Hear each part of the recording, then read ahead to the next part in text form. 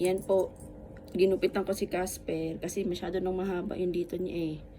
Mabait naman yan eh. Dito. Ipapagupit din. Kaso nga lang minsan lumalaban ng... Oh, ito lang. Kasi nagupitan na natin yung iba. Kasi sumasabit na sa ano mo eh. Wait, sit down. Dito na, sit down. Oh, din. Sit down lang. Sit down. Opo, sit down. Okay, nagupitan ko na kanina eh. Nabawasan ko na ng konti sa mukha niya kasi nakakaawa. Tsaka naanuhan na ng muta, hindi ko makita. Wait lang, bebe. Yan.